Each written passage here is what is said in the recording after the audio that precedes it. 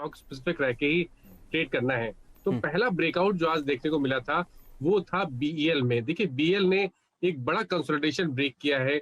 144 का रेजिस्टेंस था, उसको स्टॉक ने ब्रीच किया। वहां पर वॉल्यूम देखने को मिले, उसके ऊपर की क्लोजिंग देखने को मिली। तो मैं उम्मीद करता हूँ कि बीईएल में ये रैली कंटिन्यू रहेगी। 155 के टारगेट सेट करे, 142 के स्टॉप लॉस रखे। और दूसरा स्पेस था टायर स्पेस, उसमें एमआरएफ और अपोलो टायर्स दोनों स्टॉक्स में तेजी देखने को मिली थी।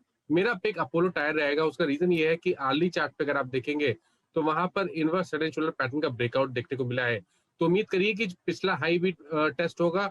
मैं उम्मीद करता हूँ कि पिछला हाई ब्रेक भी होगा। तो अपोलो टायर से पोजिशनल तौर पे खरीदारी करिएगा। 234 का स्टॉप लॉस रखिए और 265 के टारगेट सेट करिए।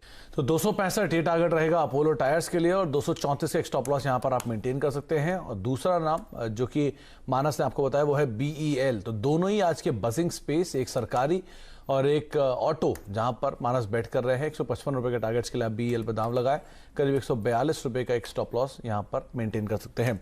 अच्छा मानस, अब सरकारी कंपनियों की बात उठी है तो एक नाम आता है एनबीसीसी और दूसरा नाम आता है आईआरसीटीसी। इन दोनों में क्या किया जाए? आज के स्टार परफॉर्मर थे दोनों। देखिए मेरे हिसाब से तो दोनों ही स्टॉक खरीदारी के जैसे लगते हैं। और अगर हम केवल एनबीसीसी की बात करें तो एनबीसीसी में ऑलरेडी एक मूव आ गया है। थोड़ा इंतजार करिए, एक करेक्शन देखने को मिले। और अगर लोअर लेवल पे अगर आप देखिए तो शायद अगर 48 47 की रेंज आ जाए तो आपको वहां पर खरीदारी करनी है। एनबीसीसी में 44 का स्टॉप लॉस रखे और 55 के टारगेट रहेंगे।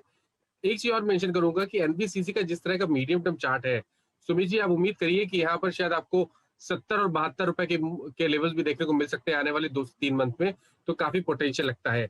आईआरसीटीसी ने तो कमाल ही कर दिया आज, क्योंकि इसने अपने पिछले हाई को टेस्ट किया। और मैं उम्मीद करता हूँ कि अब शायद कल वो लेवल्स का इंतजार हम सब करेंगे जो 2000 का स्तर है। शायद आईआरसीटीसी कल 2000 के लेवल्स को भी टेस्ट ब्रेक करेगा। बट यहाँ पर भी खरीदारी करनी है तो ट्रेन निकल चुकी है, इसलिए इंतजार करिए करेक्शन का। 1925 के आसपास आए तो खरीदारी करें। 1800 का स्टॉप लॉस रखें। शॉर्ट टर्म के टारगेट 2150 के आते हैं। तो सुमित जी, आपको याद होगा जब ये स्टॉक लिस्ट हुआ था और अपनी उड़ान भर रहा था तो हम लोग चर्चा ही अक्सर करते थे कि ये वो शेयर है तो रेलवे का, लेकिन उड़ता आपको हवाई जहाज की तरह दिखेगा। और मेरे ख्याल से जो साल भर पहले आईपीओ में आया उसी को ही मिला है, बाकी तो किसी के हाथ ही नहीं आके दिया था। एक्चुअली इसका फ्लोटिंग स्टॉक बहुत कम है। और जायसवाल साहब बिल्कुल सही कह रहे हैं कि रुझान लॉन्ग साइड पर है, लेकिन इस लेवल पर आप एंट्री ना करें और फिलहाल आप इसमें इंतजार करें करेक्शन का। और आपको यहाँ पर तेजी जरूर बरकरार दिखेगी। कल यहाँ पर उम्मीद है कि आपको ऑल टाइम हाई लगता हुआ दिखेगा।